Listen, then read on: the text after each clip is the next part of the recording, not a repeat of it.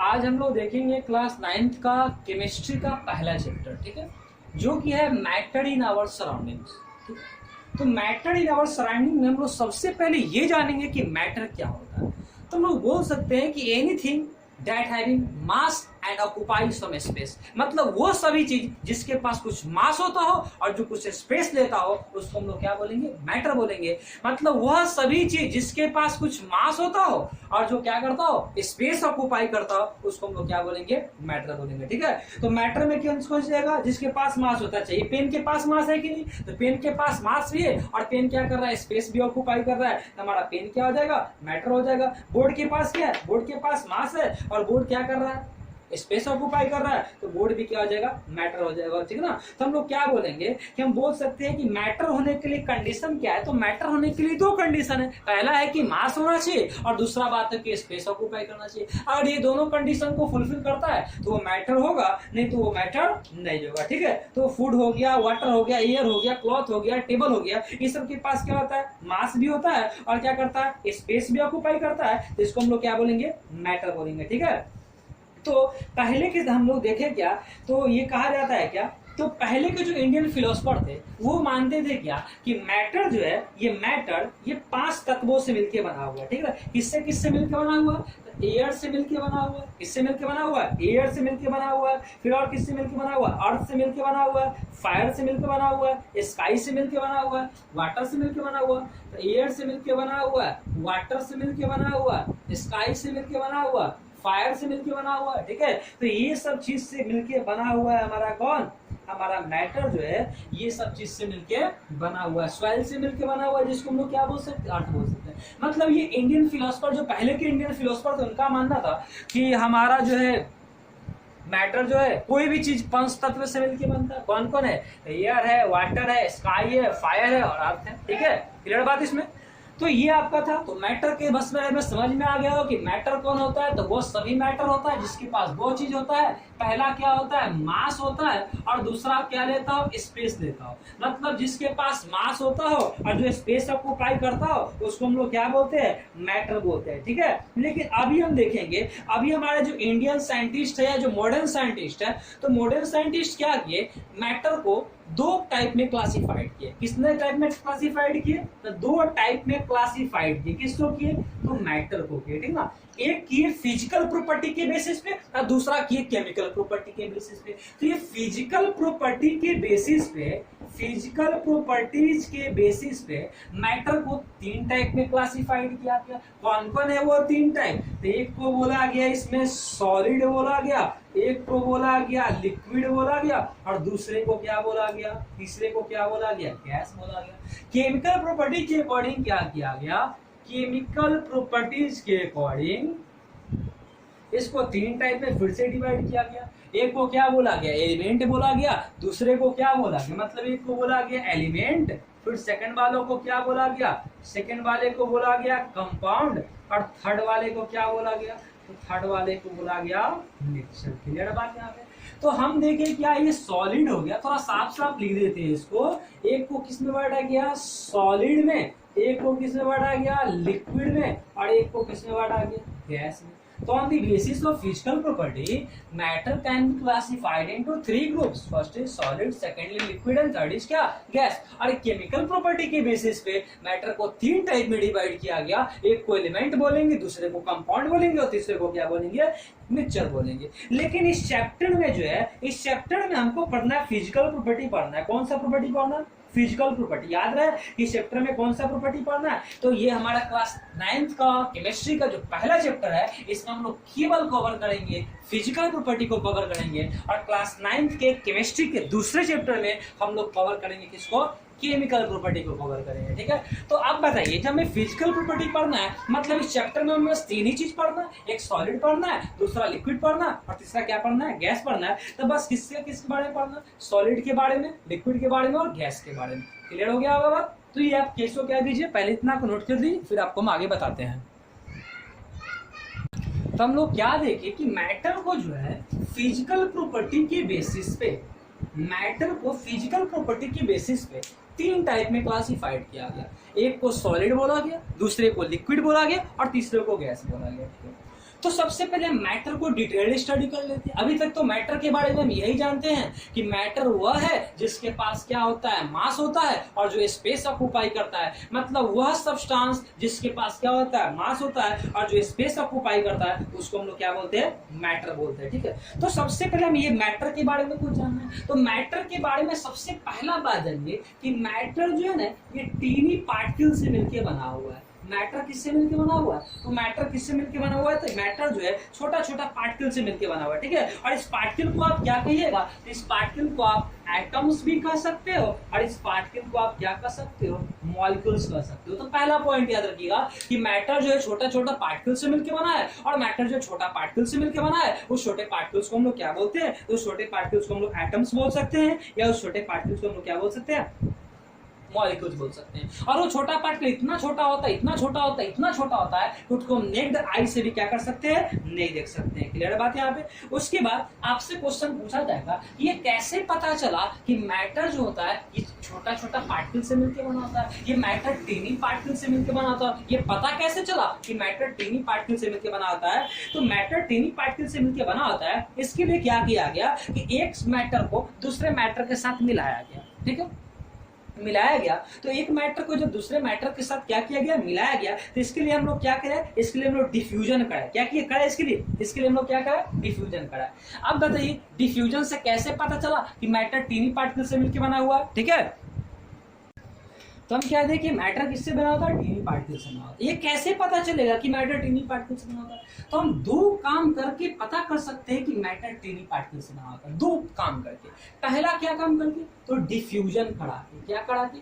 Diffusion से हम लोग पता कर सकते हैं कि मैटर टीनी पार्टिकल से बना होता है। आपका क्वेश्चन हो सकता है कि ये डिफ्यूजन क्या होता है? ठीक है, ये डिफ्यूजन होता क्या है? तो डिफ्यूजन को हम ऐसे डिफाइन करें तो बोल सकते हैं इंटरमिक्सिंग ऑफ टू मैटर। जब दो मैटर को मिक्स कर देते हैं ना, तो उसको हम लोग क्या बोलते हैं, डिफ्यूजन बोलते हैं। आप जरा ध्यान दीजिएगा, सपोज मान लेते हैं कि यहाँ पे वाटर है, इसमें वाटर डाला हुआ है। ठीक है, अब इसमें क्या, एक बर्तन है, इसमें क्या डाला हुआ है, वाटर डाला हुआ है। आपको पता है कि वाटर का जो कलर होता है कैसा होता है, तो वाटर होता है कलरलेस होता है। वाटर कैसा होता है, कलरलेस होता है। हम क्या करेंगे, हम थोड़ा सा अमाउंट में पोटेशियम परमैंगनेट लाएंगे और पोटेशियम परमैंगनेट का क्रिस्टल लाएंगे, KMnO4 लाएंगे, इसको पोटेशियम परमैंगनेट बोलते हैं, और इसमें डाल देंगे। अब मान लेते हैं कि पोटेशियम परमैंगनेट कोई दूसरा कलर से रिप्रेजेंट करते हैं। सपोज यहाँ पे हम पोटेशियम परमैंगनेट डाल दिए। अब बताए जैसे यहाँ पे हम पोटेशियम परमैंगनेट डालेंगे वैसे क्या हो जाएगा, और ये पोटेशियम परमैंगनेट जो होता है, ये पोटेशियम परमैंगनेट का कलर कैसा होता है, ये पर्पल कलर का होता है। अब जैसे इसमें हम पोटेशियम परमैंगनेट डालेंगे,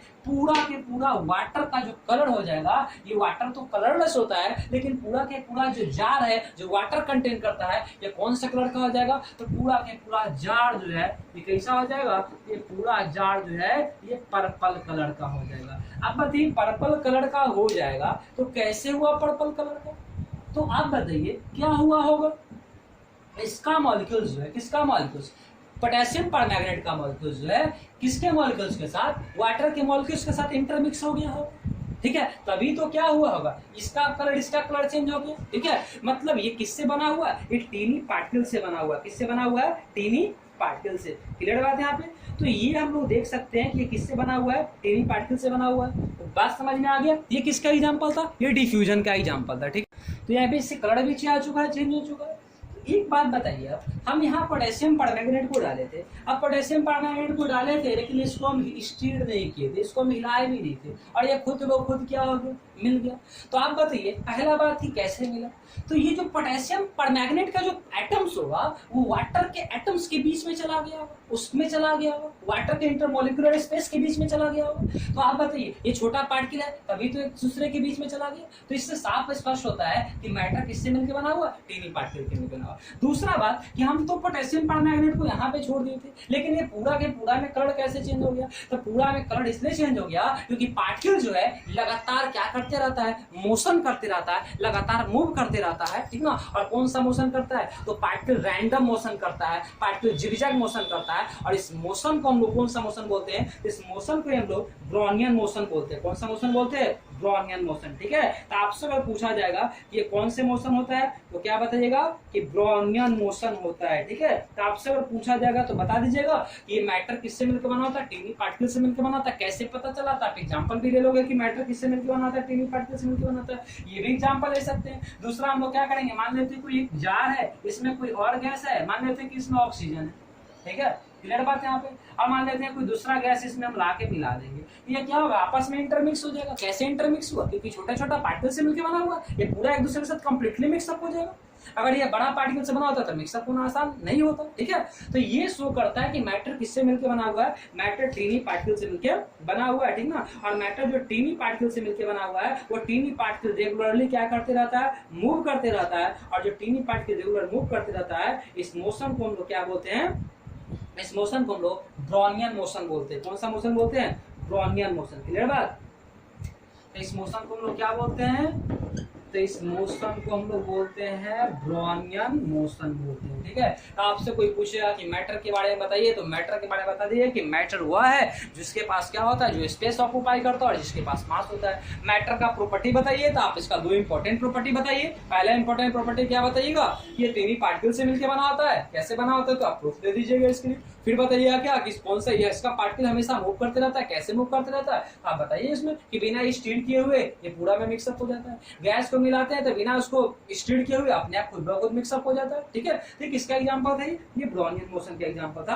और ये किसका था, ये टीनी पार्टिकल से मिलकर बना होता है, क्लियर बात है यहाँ पे। तो हम ये देख लिए, किसके बारे में देख लिए, मैटर के बारे में देख लिए, क्लियर है, कोई दिक्कत नहीं इसमें। अब बात करता है कि मैटर का दो इंपॉर्टेंट प्रॉपर्टी का, उसके बाद मैटर का कुछ और प्रॉपर्टी है, ठीक ना। तो ये प्रत्येक जो मैटर का और प्रॉपर्टी क्या है कि ये गौर कीजिए, ये तो आप देख लिए कि मैटर छोटा छोटा पार्टिकल से मिलकर बना होता है। तो मैटर के बारे में क्या कहा गया कि matter made of tiny particle, matter tiny particle से मिलकर बना होता है। और इस टीनी पार्टिकल के बीच स्पेस होता है, जैसे आप गौर कीजिएगा, इस टीनी पार्टिकल के बीच स्पेस होता है। कैसे पता चला कि स्पेस होता है, तो आप बताइए, जब पोटेशियम परमैंगनेट को इसमें डाले थे वाटर में, तो पोटेशियम परमैंगनेट कहाँ गया था, उसी स्पेस में तो गया था। वाटर का जो इंटरमोलिकुलर स्पेस उसी में चला गया था। तो उसमें एक और बात पता चला, पहला बात क्या कि वाटर टीनी पार्टिकल से बना होता है। दूसरा बात क्या कि उस टीनी पार्टिकल के बीच में क्या होता है, स्पेस होता है, ठीक है। और तीसरा बात क्या पता चलता है कि वो टीनी पार्टिकल जो है कॉन्स्टेंटली क्या करते रहता है, मूव करते रहता है। तो आपसे कोई पूछे कि प्रॉपर्टीज ऑफ मैटर बताइए या कैरेक्टरिस्टिक्स ऑफ मैटर बताइए, तो पहला क्या बताइएगा कि किससे मिलकर बना होता है, तो ये बहुत टीनी पार्टिकल से मिलकर बना होता है, ठीक ना, बहुत छोटा पार्टिकल से मिलकर बना होता है। सेकंड बात क्या बताइएगा, इसमें क्या होता है, स्पेस होता है, ठीक है। तो हम इसका कैरेक्टरिस्टिक्स लिखते हैं, तो पहला कैरेक्टरिस्टिक्स क्या हो जाएगा इसमें कि किससे मिलकर बना होता है, तो टीनी पार्टिकल से मिलकर बना होता है। टीनी पार्टिकल से मिलकर बना होता है, ठीक है। पहला पॉइंट ले लीजिएगा इसमें। सेकंड पॉइंट इसमें क्या लिख सकते हैं, इसके बीच में क्या होता है, वो इसमें स्पेस होता है, ठीक ना। तो स्पेस होता है, ठीक ना, किसके बीच में, तो मैटर के पार्टिकल्स के बीच में क्या होता है, the particles of matter have space between them, ठीक ना। तो क्या लिख सकते हैं, पार्टिकल्स ऑफ मैटर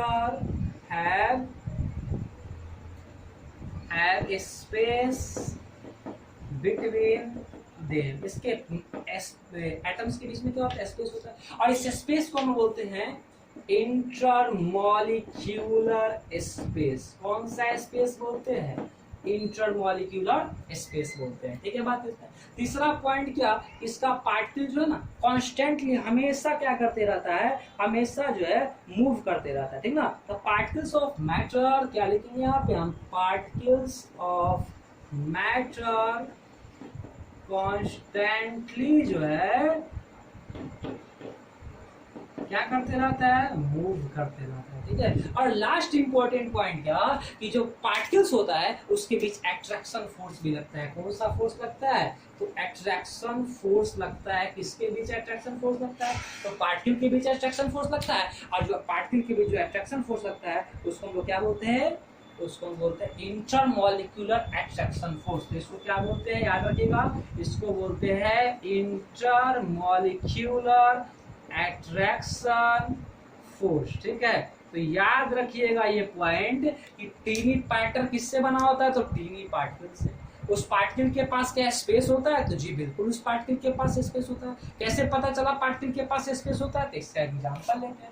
आप याद करो, जब आप शरबत बनाते हो तो वाटर में, मान लेते हो वाटर है, इसमें आप क्या करते हो, चीनी डालते हो। अब चीनी डालते हो तो याद करो कुछ समय के लिए पानी का लेवल बढ़ जाता है, कुछ समय के लिए पानी का लेवल बढ़ जाता है, लेकिन जब कंप्लीटली मिक्सअप हो जाता है ना, तो फिर पानी का लेवल जितना पहले होता है उतना ही पे आ जाता है। अब सोचो चीनी कहाँ गया, चीनी जो डाले थे पानी में कहाँ गया, तो जो चीनी डाले थे, जो शुगर डाले थे, वो वाटर के इंटरमोलिकुलर स्पेस में चला गया। ठीक है, इसलिए हम लोग बोलते क्या है, इसके बीच में क्या होता है, इंटरमोलिकुलर स्पेस होता है। थर्ड पॉइंट क्या, कि जो पार्टिकल्स होता है ये कॉन्स्टेंटली मूव करते रहता है, पार्टिकल रेगुलरली क्या करते रहता है, मूव करते रहता है। और फोर्थ पॉइंट क्या, इसके बीच में जो है पार्टिकल्स के बीच में अट्रैक्शन फोर्स लगता है, और इसके बीच में जो अट्रैक्शन फोर्स लगता है इसको इंटरमोलिकुलर अट्रैक्शन फोर्स बोलते हैं, और उसके बीच में जो स्पेस होता है उसको क्या बोलते हैं, इंटरमोलिकुलर स्पेस बोलते हैं। क्लियर हो गया होगा सब बात, क्लियर हो गया, सारा पॉइंट क्लियर हो गया होगा। ठीक है, अब पार्टिकल्स का मैटर कॉन्स्टेंटली मूव करता है, ये कैसे पता चलेगा, हम लोग क्या करते हैं, इंसेंस स्टिक लेते हैं, अगरबत्ती लेते हैं, कोई एक कॉर्नर में जला देते हैं, पूरा की पूरा स्मेल क्या हो जाता है, रूम में आ जाता है।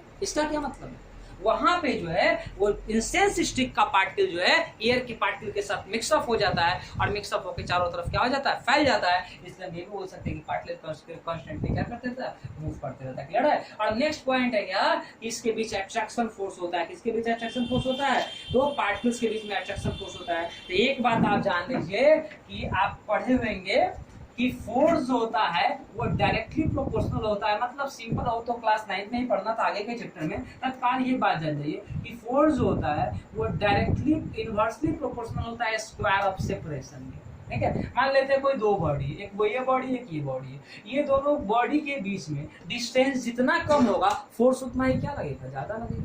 ठीक है, अब मान लेते हैं कि लेकिन फोर्स लगेगा, दो मास वाला पार्टिकल है तो उसके बीच में अट्रैक्शन फोर्स लगेगा। ठीक है, तो ये किसके बारे में प्रॉपर्टी था, ये तो मैटर का कैरेक्टरिस्टिक्स था। तो आपसे कोई पूछे कि मैटर का क्या कैरेक्टरिस्टिक्स होता है, तो उम्मीद है कि आप बता दीजिएगा कि मैटर टीनी पार्टिकल से मिलकर बना होता है, मैटर के पार्टिकल के बीच में स्पेस होता है जिसको इंटरमोलिकुलर स्पेस बोलते हैं, मैटर का पार्टिकल जो कॉन्स्टेंटली मूव करता है। ठीक ना, इंसेंस स्टिक का एग्जांपल दीजिएगा। उसके बाद इसके बीच में अट्रैक्शन फोर्स होता है, और इस अट्रैक्शन फोर्स को हम लोग क्या बोलते हैं, इस अट्रैक्शन फोर्स को हम लोग ग्रेविटेशनल फोर्स बोलते हैं। क्लियर हो गया होगा बात। अब आगे का टॉपिक देखते हैं। तो लोग मैटर के बारे में टोटल प्रॉपर्टी देख लिए, मैटर क्या होता है, मैटर का कैरेक्टरिस्टिक्स क्या होता है। अब देखेंगे क्या, मैटर का टाइप देखेंगे। और आपको हम पहले ही बता दिए है, ये क्लास 9 के फर्स्ट वाले चैप्टर में मैटर का टाइप देखेंगे। किसके अकॉर्डिंग देखेंगे, तो फिजिकल प्रॉपर्टी के अकॉर्डिंग देखेंगे।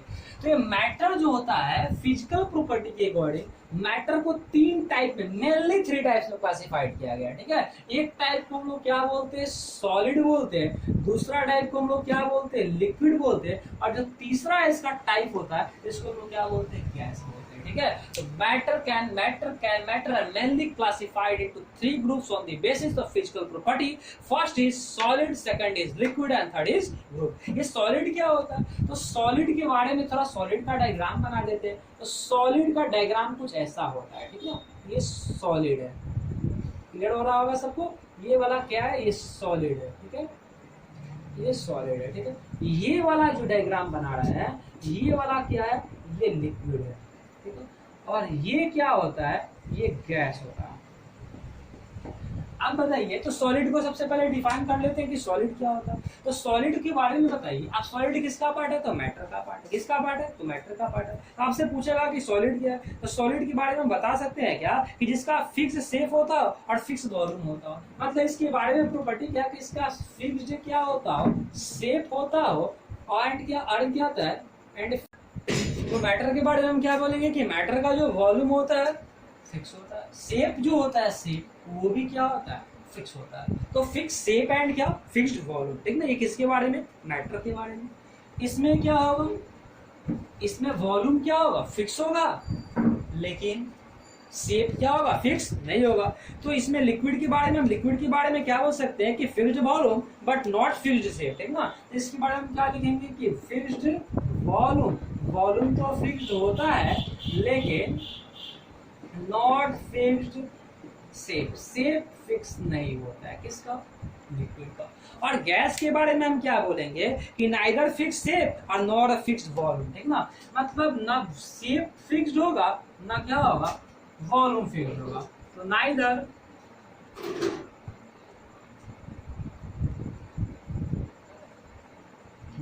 Fixed shape nor volume. ठीक है, मतलब इसका क्या होगा, इसका जो है, ठीक है, इसका जो है ना क्या फिक्स होगा, इसका ना शेप फिक्स होगा और ना इसका क्या होगा, वॉल्यूम फिक्स होगा। ठीक है, तो आप सॉलिड को अगर आपको डिफाइन करने के लिए कहें कि सॉलिड होता क्या, तो आप क्या बताइएगा, बताइएगा क्या कि those types of matter having, ये किसका टाइप है, मैटर का ही टाइप है ना, तो लिखेंगे क्या कि those types of matter having fix shape and fix volume called a solid. Those types of matter having fixed volume but not fixed shape called a liquid, and those types of matter having neither fixed shape nor fixed volume, इसको हम लोग क्या बोलेंगे, gas बोलेंगे। तो उम्मीद है कि आप लोग सॉलिड को डिफाइन कर लोगे, लिक्विड को डिफाइन कर लोगे, गैस को डिफाइन कर लोगे। इसमें क्या होता है, शेप फिक्स होता है, वॉल्यूम भी फिक्स होता है। इसमें वॉल्यूम फिक्स होता है लेकिन शेप फिक्स नहीं होता है, और इसमें कुछ भी फिक्स नहीं होता है। अब कैसे एग्जांपल ले सकते हैं, अब मान लेते हैं पेन को लेते हैं। ये पेन का देखिए, इसका शेप क्या फिक्स है, इसका वॉल्यूम भी क्या फिक्स है। ठीक है, ये क्या है, सॉलिड होगी। क्लियर बात है यहाँ पे। लेकिन अगर हम बात करते हैं लिक्विड की बात करते हैं, तो आप बताइए लिक्विड की बात करेंगे तो इसका वॉल्यूम फिक्स होगा लेकिन शेप फिक्स नहीं होगा। अब कैसे नहीं होगा, तो आप 1 kg दूध को, 1 लीटर दूध को लेंगे और उसको ग्लास में रखेंगे तो ग्लास का शेप का हो जाएगा, जग में रखेंगे तो जग के शेप का हो जाएगा। लेकिन वॉल्यूम कितना रहेगा, 1 लीटर ही रहेगा ना, तो वॉल्यूम हमेशा सेम रहेगा, लेकिन जिस जगह पे रखेंगे, जहां रखेंगे, उस शेप का हो जाएगा। लेकिन गैस में क्या होगा, उसमें फिक्स नहीं होगा, ना उसका शेप फिक्स होगा, ना उसका वॉल्यूम फिक्स होगा। क्लियर बात। लेकिन मिल्क में तो फिक्स होगा ना कि 1 kg मिल्क है, उसको आप किसी भी बर्तन में रखिए वो 1 ही kg का रहेगा। ठीक है, तो एक प्रॉपर्टी किसके बारे में था, इस सॉलिड के बारे में था, लिक्विड के बारे में, गैस के बारे में था, तो आप इसको डिफाइन कर सकते हो। सेकंड प्रॉपर्टी देखते हैं सॉलिड का। आप बताइए सॉलिड के बारे में, देखिए तो सॉलिड के बारे में प्रॉपर्टी देखेंगे। एक बात बताइए, सॉलिड के बीच में अट्रैक्शन फोर्स का स्पेस कम है कि ज्यादा है, तो इसके बीच में आपको स्पेस बहुत कम दिख रहा होगा, सब जगह भरा भरा हुआ दिख रहा है। ठीक है, तो इंटरमॉलिक्यूलर स्पेस कम है कि ज्यादा है, तो इंटरमॉलिक्यूलर स्पेस इसका क्या है, बहुत कम है। ठीक है, हम लोग क्या लिखेंगे, less intermolecular space, less intermolecular space. इसका इंटरमॉलिक्यूलर स्पेस क्या होता है, कम होता है। इसमें क्या लिखेंगे, intermolecular space, intermolecular space, space more than solid. Solid से तो ज्यादा ही स्पेस है इसमें, इसके मॉलिक्यूल्स के बीच में। इसमें क्या लिखेंगे, intermolecular space, molecular space more than solid and liquid. ठीक है, तो इसमें सेकंड प्रॉपर्टी लिखिएगा। सेकंड प्रॉपर्टी में आप क्या लिखे, तो सेकंड प्रॉपर्टी में लिखे हम कि इसमें क्या होता है, इसका अब देखने से ही तो लग रहा है कि इसके बीच में स्पेस कम है, इसके बीच में स्पेस ज्यादा है, इसके बीच में स्पेस सबसे ज्यादा है। क्लियर था। अब एक बात बताइए, थर्ड पॉइंट में एक बात बताइए, अभी आपको आप बताए थे थोड़ा देर पहले कि ग्रेविटेशन का लॉ था, न्यूटन साहब लॉ दिए थे कि अगर ये दो बॉडी है, ठीक है, ये दोनों बॉडी का मास m1 है, एक का मास m2 है, और ये दोनों के बीच का डिस्टेंस r है, तो अपना 2 लॉ दिए थे। एक लॉ में क्या बोले थे कि फोर्स जो होता है डायरेक्टली प्रोपोर्शनल होता है प्रोडक्ट ऑफ मास के, ठीक है, और सेकंड लॉ में क्या बोले थे कि फोर्स जो होता है इनवर्सली प्रोपोर्शनल होता है स्क्वायर ऑफ सेपरेशन के। याद रखिएगा न्यूटन साहब का लॉ क्या था, इसको यूनिवर्सल लॉ ऑफ ग्रेविटेशन बोलते हैं। क्या बोलते हैं इसको, universal law of gravitation. According to universal law of gravitation, force is directly proportional to product of mass, and second property होता है force inversely proportional to square of separation. मतलब दोनों के बीच का सेपरेशन जितना बढ़ेगा फोर्स उतना ही कमेगा, क्योंकि आप बताइए फोर्स इनवर्सली प्रोपोर्शनल में है, मतलब एक बढ़ेगा तो एक घटेगा, मतलब डिस्टेंस बढ़ेगा तो फोर्स कमेगा, डिस्टेंस बढ़ेगा तो फोर्स कमेगा, और डिस्टेंस कमेगा तो फोर्स बढ़ेगा। तो आप बताइए जरा यहाँ पे इंटरमॉलिक्यूलर स्पेस क्या है, कम है, मतलब दो मॉलिक्यूल्स के बीच का स्पेस क्या है, कम है। जब स्पेस कम है तो फोर्स क्या होगा, बढ़ेगा, तो इंटरमॉलिक्यूलर फोर्स क्या होगा, इसमें हाईएस्ट होगा ना, तो इंटरमॉलिक्यूलर स्पेस इसमें क्या हो जाएगा, तो इंटरमॉलिक्यूलर फोर्स इसमें क्या हो जाएगा, तो इंटरमॉलिक्यूलर फोर्स इसमें मैक्सिमम हो जाएगा। क्यों मैक्सिमम होगा, समझ में आ रहा है ना, क्योंकि डिस्टेंस बढ़ेगा तो फोर्स कमेगा, और डिस्टेंस कमेगा तो फोर्स बढ़ेगा। आप बताएं तो पार्टिकल काफी बगल बगल में है, तो उसके बीच का जो फोर्स होगा वो घटेगा कि बढ़ेगा? तो फोर्स तो अपने मैक्सिमम लेवल पे होगा, क्योंकि पार्टिकल सबसे ज्यादा नजदीक इसी में है।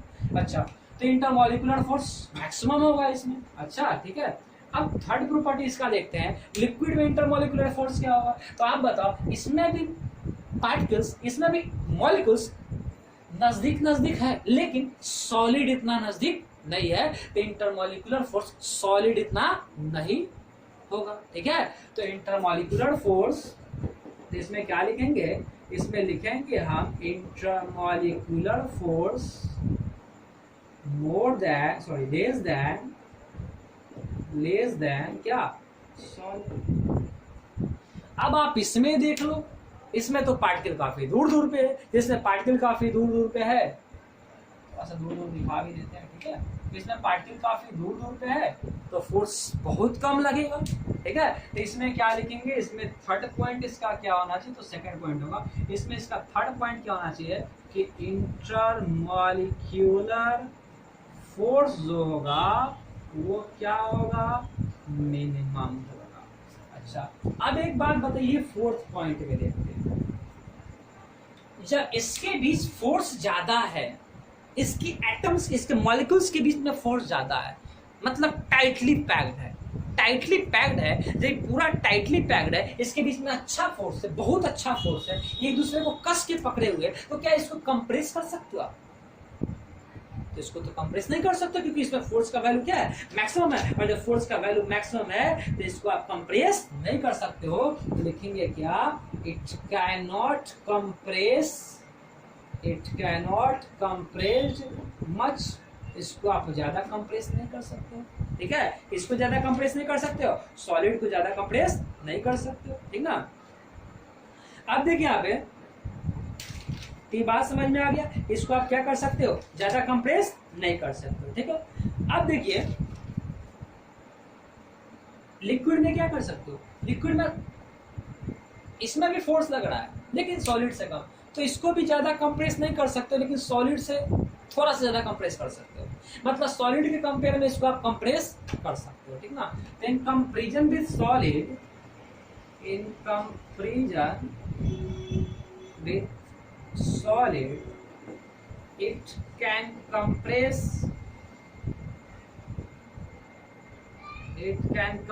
little bit, इसको थोड़ा बहुत आप क्या कर सकते हो, कंप्रेस कर सकते हो। और इसकी बात करें तो इसमें तो ना फोर्स नहीं लगने रहा है, तो इसको तो कोई भी आएगा, जैसे मान लेते हैं इसको आप कंप्रेस कर सकते हो, सॉलिड है, अट्रैक्शन फोर्स ज्यादा है, कंप्रेस नहीं कर सकते हो। लिक्विड को भी कंप्रेस करना थोड़ा सा मुश्किल है, लेकिन गैस को इजीली कंप्रेसिबल। ठीक है, इसमें फोर्थ पॉइंट क्या हो जाएगा, इजीली क्या कर सकते हैं, इजीली कंप्रेस्ड कर सकते हैं। क्लियर है बात यहाँ पे। तो ये कितना, कौन सा प्रॉपर्टी था, ये आपका फोर्थ प्रॉपर्टी था, फोर्थ प्रॉपर्टी समझ में आ गया हो। अच्छा, एक बात और देखते हैं, तो इसके नीचे तो हम लिख नहीं सकते क्योंकि आपको नहीं दिखेगा, तो इसको हम इरेज मिटाते हैं। ठीक है, उसके बाद और इसका प्रॉपर्टी लिखते हैं।